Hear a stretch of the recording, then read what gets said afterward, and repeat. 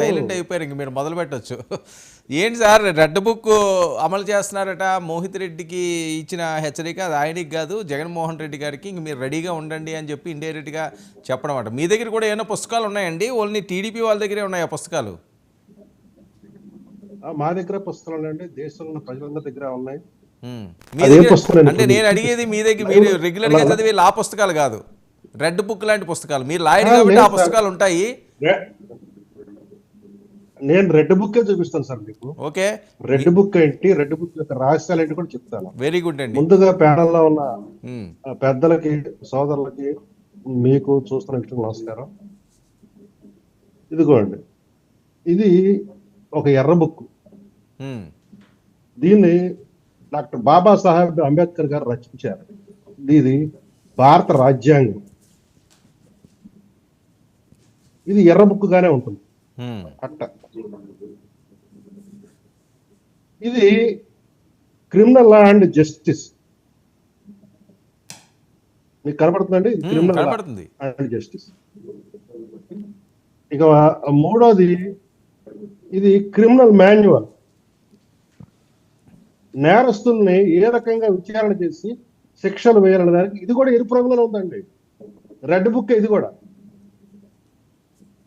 మీకు ఇంకొక బుక్ చూపిస్తా. ఇది ఐపీసీ, ఇండియన్ పీనల్ కోడ్. ఇది కూడా ఎరుపు రంగులో ఉన్న ఎర్ర బుక్కే. కాకపోతే తేడాల్లో ఏంటంటే, ఎర్ర బుక్ రాజ్యాంగం కూటమి ప్రభుత్వం అమలవుతుంది.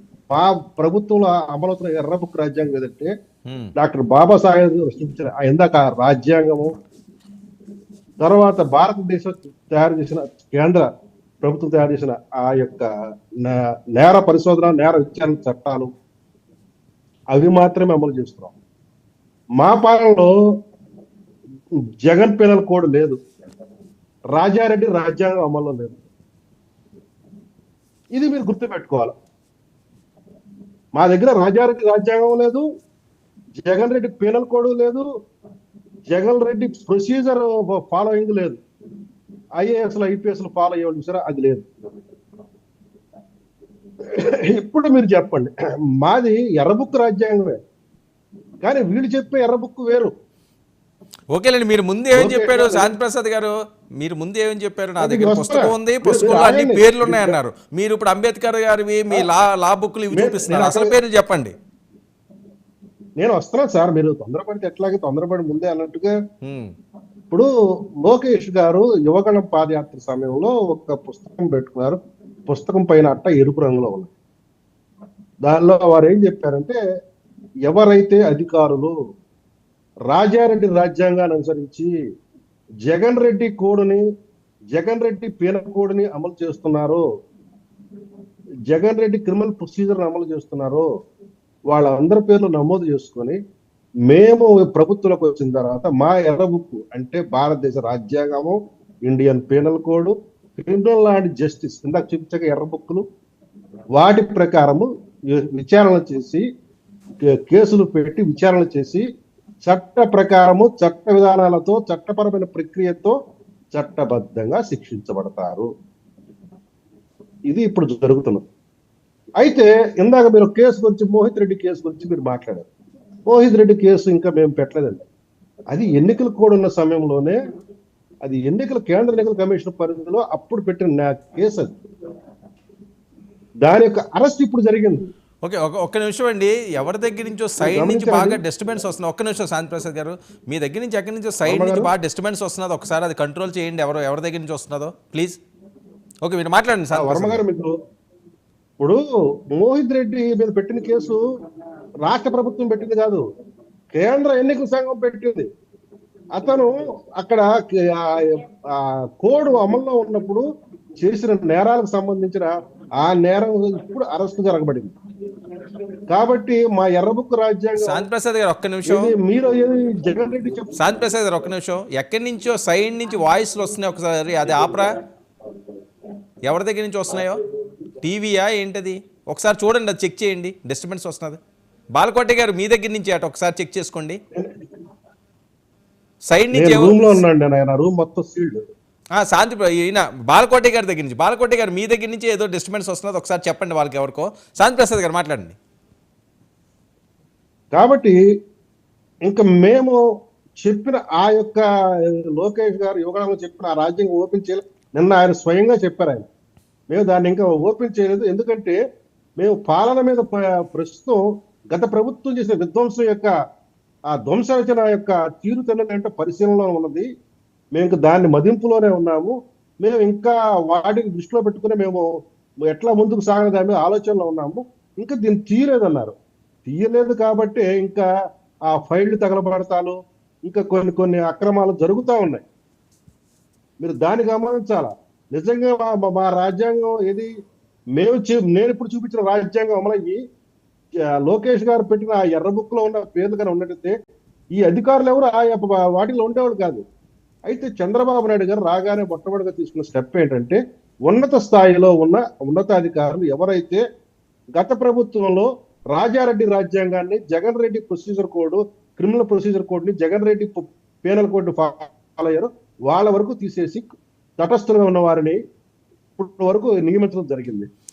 కింద స్థాయిలో ఇంకా అది ఓకే అంటే ఓకే శాంతి ప్రసాద్ గారు మీరు చెప్పినట్లుగా ఇంకా ఓపెన్ చేయలేదు, ఇంకా దానికి ఏదో ఇంకా ఏమైనా యాడింగ్లు ఉన్నాయేమో. కానీ మరి నిన్న మోహిత్ రెడ్డి అరెస్ట్ అయిన సందర్భం ఎక్కడ, ఆయన మొన్నటి నుంచి కూడా తిరుపతిలోనే ఉన్నాడట. బెంగళూరు వెళ్ళి ఆయన దుబాయ్ ఎవరికో పెళ్ళికి వెళ్తుంటే అక్కడి నుంచి తీసుకొచ్చి ఏవో నోటీసులు ఇచ్చి బయటకు పంపించడంలో ఆంతర్యం ఏంటి? భయపించడమేనా? చెవిరెడ్డి గారిని భయపించడానికా, లేకపోతే చిత్తూరు రాయలసీమ ఈ ప్రాంత వాసులని జాగ్రత్తగా ఉండండి భయపించడమా, లేకపోతే జగన్మోహన్ రెడ్డి గారికి ఇది ఇండైరెక్ట్గా హెచ్చరిక? నేరస్తుడిని అరెస్ట్ చేస్తే భయపడుతుంది అవుతుందండి. నేరం చేసిన వాడిని నేరస్తుడిని అరెస్ట్ చేశారు అంటే ఎక్కడో చేయడం ఎందుకని ఇక్కడ ఉన్న మనిషిని, అది కదా వాళ్ళ పాయింట్. ఏమైనా చేయాలంటే ఇక్కడే చేయొచ్చు కదా, మేము 50 రోజుల నుంచి ఇక్కడే ఉన్నాం. అలా కాదు సార్, ఇక్కడ ఉన్నాడని వాళ్ళు చెప్తారు గాలి మాటలు. మరి పబ్లిక్ ఎక్కడ తిరిగితే కనపడలేదే ఎవరికి? మీకు ఏమైనా కనపడ్డా? మీ కెమెరా దృష్టి కనపడ్డా? ఆ పిన్నెల్లి వెంకటేశ్వర రెడ్డి, పిన్నెల్లి రామకృష్ణారెడ్డి అన్న ఏడు ఇప్పుడు దాకా వాళ్ళు ఇప్పుడు రేపు అరెస్ట్ చెప్తారు. ఇక్కడే తిరిగాడంటే మా ముడ్డి పక్కనే ఉన్నాడంటే చెప్తారు. వీళ్ళు పోలీసులు పట్టించుకోవడం అంటారు. గాలి పార్టీ మాట్లాడే గాలి మాటల గురించి మీరు దయచేసి ఫోకస్ లోకి తేవస్తారు. పోలీసులు వాళ్ళ విధి వాళ్ళు నిర్వహిస్తున్నారు. వాళ్ళు భారత రాజ్యాంగం ప్రకారము, క్రిమినల్ ప్రొసీజర్ కోడ్స్ ప్రకారము, కొత్తగా వచ్చిన చట్టాలు, అమల్లోకి వచ్చిన చట్టాల ప్రకారం వాళ్ళు వెళుతున్నారు. ఆ పద్ధతుల ప్రకారమే విచారణ చేస్తున్నారు. అందులో తేడా ఉన్నా తప్పున్నా మీరు మాట్లాడండి. ఓకే, అంతే తప్ప నిన్నటిదాకా ఇక్కడే ఉన్నాడు, పక్కనే పడుకున్నాడు, గోలీకాయలు ఆడుకున్నాడు, లేకపోతే ఇంకా మన వైసీపీ నాయకులు కొంతమంది చేశారు కదా కొన్ని కార్యక్రమాలు, ఆ కార్యక్రమాలు చేసుకుంటూ కూర్చున్నాడు, లేకపోతే మావాడు బుద్ధిమంతుడు పుస్తకాలు చదువుకుంటున్నాడు. ఏంటి మీ నాగబాబు గారు మీ నాగబాబు గారు చాలా వెటకారం ట్వీట్ చేశారు అని చెప్పి వైరల్ అవుతుంది.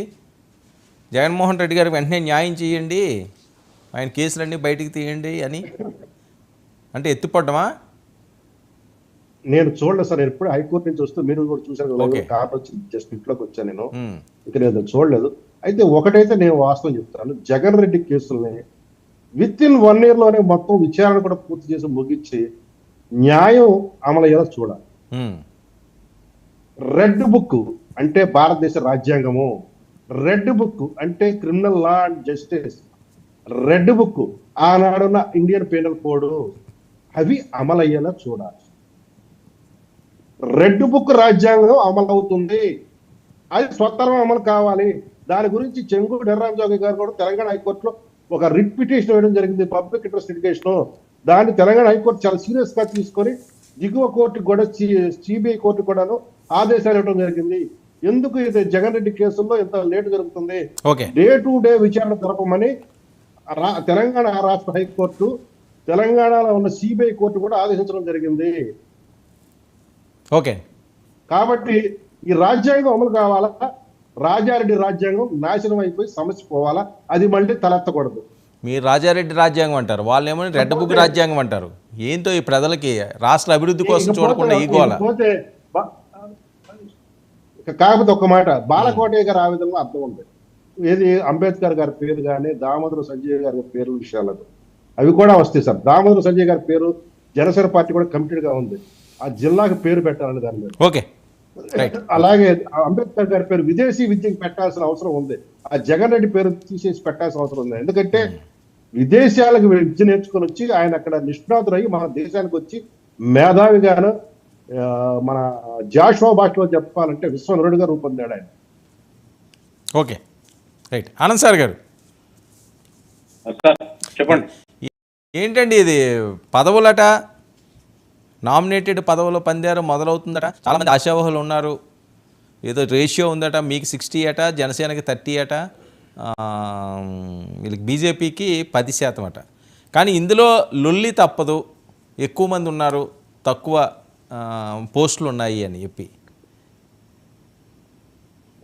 సార్ ఇప్పుడు ప్రభుత్వం కూటమి ప్రభుత్వం, ఎన్డీఏ ప్రభుత్వం ఇక్కడ రాష్ట్రంలో అక్కడ కేంద్రంలో కూడా 3 పార్టీలకి, పార్టీలో ఉన్నటువంటి శ్రేణులకి, కేడర్కి చిన్న చితక నుండి పెద్ద పెద్ద పెద్ద పదవులు కూడా వచ్చే అవకాశాలు ఉన్నాయి ఈ 5 ఏళ్లలో.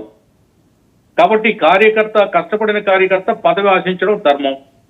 అలాగే కష్టపడిన కార్యకర్తను